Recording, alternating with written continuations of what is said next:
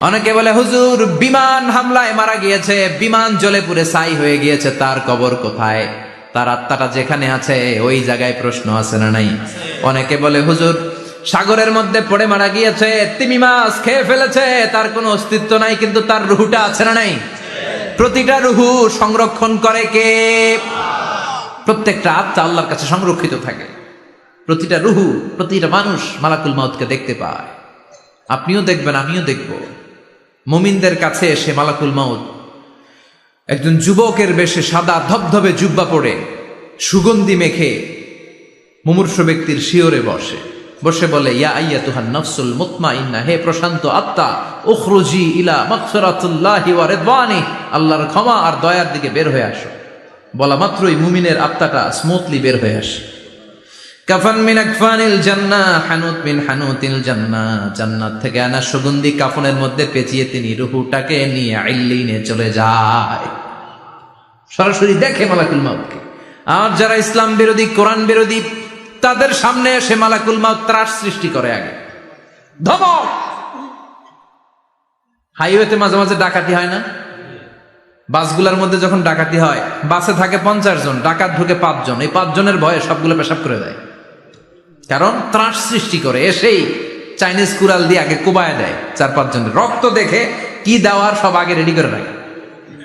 মালাকুল মাউত এসে কাফের, নাস্তিক, মুশরিকদের সামনে সেরকম একটা ত্রাস সৃষ্টি করে। ভয়ে লোকটা কাঁপতে থাকে।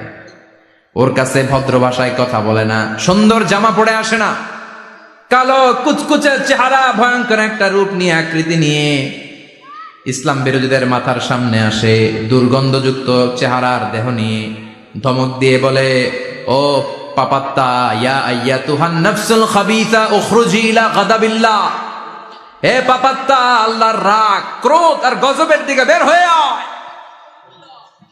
মুমিনের আত্মা বলার সাথে সাথে যেমনি মুমিনের দেহ থেকে বের হয়ে জান্নাতি কাফনের ভেতরে ঢুকে, কাফেরদের আত্মাও কি এরকম তাড়াতাড়ি বেরোতে চায় নাকি? কাফেরদের আত্মা বেরোতে চায় না। ডানে দৌড়, বায়ে দৌড়, সামনে দৌড়, পেছনে দৌড়, আহা, দৌড়াদৌড়ি করে। মালাকুল মাউত এটাকে টেনে হিচড়ে, একটা জীবিত ছাগলকে জবেহ না করে, জবাই না করে, তার চামড়া উল্টার দিকে টেনে হিচড়ে বের করলে ছাগলটা যত কষ্ট পায়, এর চেয়ে কমসে কম 70 গুণ বেশি কষ্ট দিয়ে কাফের, মুশরিক আর গাদ্দারদের রূহ কবজ করা হয়। আল্লাহ, এই পরিস্থিতি থেকে তুমি আমাদের বাঁচাও। মুমিনদের রূহ যেমনি কবজ হয়, ওইভাবে রূহ কবজের ব্যবস্থা করে দিও। ইমানের মৃত্যু নসিব করে দিও, শাহিদি মৃত্যু নসিব করে দিও। আমাকে শহীদ করে সেই মিছিলে শামিল করে নিও, যে মিছিলের নেতা মীর হামজা, খোবায়েবে খাব্বাব, আল্লাহর কাছে ছিল অতি প্রিয়, শামিল করে নিও। আমাকে শহীদ করে সেই মিছিলে শামিল করে নিও। পড়েন আমিন। আরো জোরে পড়েন আমিন। তার মানে বিমান দুর্ঘটনায় হোক, কিংবা লঞ্চ ডুবিতে হোক, কিংবা আগুনে পড়ে হোক, কিংবা আত্মঘাতী হামলায় হোক, যে যেখানেই মারা যায়, কবরের 3টা প্রশ্ন তার জন্য আছে না নাই? ইসলাম বিরোধীদের জন্য প্রশ্ন 3টা, আপনারা যারা মুমিন তাদের জন্য 4টা, আপনাদের জন্য একটা বেশি। আলহামদুলিল্লাহ কোন? কবরে এসে প্রথম প্রশ্ন করবে, মুনকার নাকির যখন চলে আসবে, 40 কদম যখন আত্মীয় স্বজনরা লাশটাকে কবরের মধ্যে দিয়ে 40 কদম চলে যায়, তখনই ফেরেশতা চলে আসে। আহা, শেষ, সব শেষ। এসেই পরীক্ষা শুরু। মার রব্বুক, তোর রবের নাম কি? চিল্লায় বলেন, আমাদের রবের নাম কি? আমরা বলবো রব্বি আল্লাহ, আল্লাহ আমারে রব।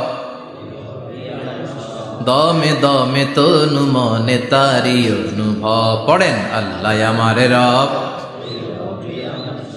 তোমার দুনিয়াতে আমি যেদিকে তাকাই, অথই নিয়ামতে ডুবে আছি সবাই।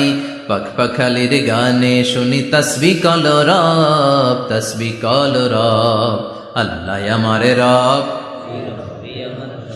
প্রথম প্রশ্ন, তোমার রব কে? আমরা বলবো আমাদের রব আল্লাহ।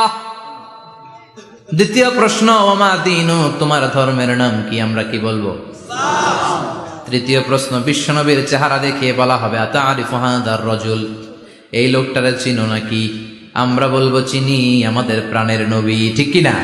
চাঁদের চেয়ে সুন্দর তুমি নবী আমার কমলিওয়ালা, দু জাহানের বাদশাহ তুমি প্যারা নবী সাল্লে আলা, চাঁদের চেয়ে সুন্দর তুমি নবী আমার কমলিওয়ালা, ঠিক কিনা?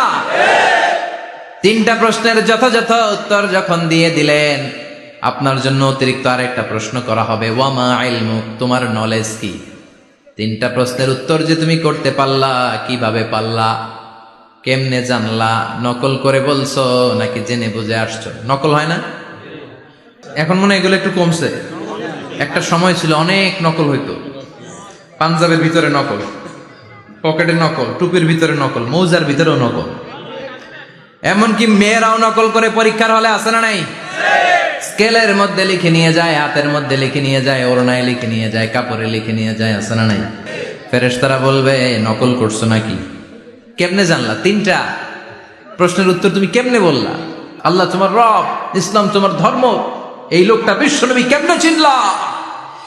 আপনাকে তখন বলতে হবে আমি কোরআন থেকে শিখেছি, আমি হাদিস থেকে শিখেছি, আমি ইসলাম জেনে বুঝে মেনেছি, আমি আন্দাজে কোথাও ঘুরি নাই। চিল্লা এখন ঠিক কিনা? আপনাকে বলতে হবে, এজন্য শিখতে হবে, প্রতিনিয়ত ইসলাম সম্পর্কে জানতে হবে, আখের গোছাতে হবে, জীবনটাকে আলোকিত করতে হবে। চিল্লায় বলেন ঠিক কিনা? চারটা প্রশ্নই যখন হয়ে গেল, ফেরেশতারা বলবে আহলান ওয়া সাহলান ওয়া মারহাবান বিক, খোশামদেদ, কংগ্রেচুলেশন, খোশামদেদ, কংগ্রেচুলেশন, সব প্রশ্নের উত্তর তুমি পেরেছো। ফায়ুফসাহু লাহু কবরুহু ৭০ যিরান, আপনার কবরটারে ৭০ হাত লম্বা করে দেয়া হবে। ওয়ায়ুফতাহু লাহু বাবুন ইলাল জান্নাহ, আপনার কবর থেকে জান্নাতের দিকে দরজা খুলে দেয়া হবে। ওয়ায়ুলবাসু মিন লিবাসি আহলিল জান্নাহ, জান্নাতের দুইটা রেশমি কাপড়ের পোশাক এনে আপনারে পরিয়ে দেয়া হবে। আর বলা হবে নাম কানাউমিল আরুস, ঘুমাও, sleep, you should get some sleep now, তোমাকে লম্বা সময় পাড়ে দিতে হবে, ঘুমাও। কানাউমিল আরুস, যেমনি বর বাসর রাতে আরামসে ঘুম দেয়, বাসর রাতে যেমনি বর কনেকে নিয়ে মধুর ঘুম দেয়, তুমিও ঘুমাও, কেউ তোমার ঘুম ভাঙবে না। কিয়ামতের জন্য ইসরাফিলের সিংহায় যে ফুৎকার আছে, ওই ফুৎকার ছাড়া কোনো কিছুই তোমার ঘুম ভাঙাতে পারবে না। আলহামদুলিল্লাহ পড়েন। আল্লাহ আমরাও যেন চারটা প্রশ্নের উত্তর দিয়ে লম্বা একটা ঘুম দিতে পারি, পড়ে না আমিন। ওয়াম্মাল কাফির ওয়া আহলুশ শিমাল, আর ইসলাম বিরোধী যারা, তাদের সামনে আসবে মালাকান আসওয়াদান আজরাকান, কৃষ্ণ বর্ণের দেহ, নীলাভ বর্ণের দুটো চোখ, গায়ের রং কালো, চোখের রং নীল, দেখতে কেমন লাগে? আলিফ লাইলার ভূতের মতো, তখন গায়ের রং কালো, চোখের রং নীল। ফেরেশতা দুইটা আসবে, এসে ত্রাস সৃষ্টি করবে, এসে বলবে বল তোর রবের নাম কি? মার রব্বুক। মুশরিক, কাফের, নাস্তিক এরা বলবে আমি জানি না আমার রবকে, আমি জানি না, আমি তো আজীবন শুধু চেয়ার করেছি, মদ খেয়েছি, আমি ধর্ষণে সেঞ্চুরি করেছি দুনিয়ার বুকে, আমি টেন্ডারবাজি করেছি, চাঁদাবাজি করেছি, আমি মাস্তানি করেছি, আমার দাপটে এলাকার ইসলাম প্রিয়রা বাসায় ঘুমাতে পারে না। আমি ছিলাম টেন্ডারবাজ, আমি ছিলাম গডফাদার, সন্ত্রাসীদের লিডার, আমি ছিলাম ডন 1 2 3 সব, আমি ছিলাম ডনের ডন, আমি ছিলাম মাস্তান, রংবাজ, রব টপ কি আমি তো জানি না। লাদ্রি লাদ্রি, আমার জিজ্ঞেস করো না। আবার প্রশ্ন করা হবে ওয়ামা দীনুক, তোর ধর্মের নাম কি? বলবে লা আদরি, আমার কোনো ধর্ম নাই, আমার কোনো ধর্ম নাই, আমি শুধু মৌজ মাস্তিতে ছিলাম, আমি আনন্দ ফুর্তি করেছি, ইসলাম নিয়ে আমার মাথা ব্যথা ছিল না, আজীবন ইসলামরে আমি বাস দিয়েছি। চিল্লায় বলেন ঠিক কিনা? ইসলাম বিরোধীদের সাথে ছিল আমার চলাফেরা, আমার সব সাঙ্গপাঙ্গ ছিল গুন্ডা, বদমাশ, ইসলাম বিরোধী। রব কি, ইসলাম কি, এগুলো আমি জানি না, আমার এগুলো জিজ্ঞেস করো কেন? ধর্ম কি আমি জানি না, আমি কিচ্ছু মনে করতে পারছি না।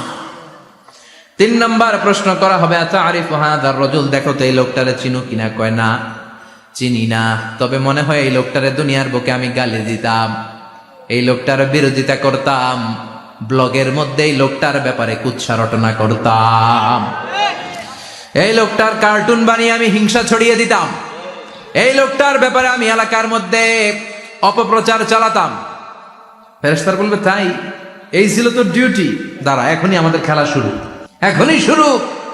ফায়ুতরাকু বিমাতারিকা মিন হাদিদ, লোহার একটা হাতুড়ি দিয়ে মাথা থেকে পা পর্যন্ত পিটানো হবে, পিটিয়ে ওর গোশতর হাড্ডিগুলোকে থেতলে ফেলা হবে। ওয়ায়ুকালু লিল আরদি ইলতাইমি, কবরের দুই পাশের মাটিরে বলা হবে এবার দুই দিক থেকে তোরা চাপ দে।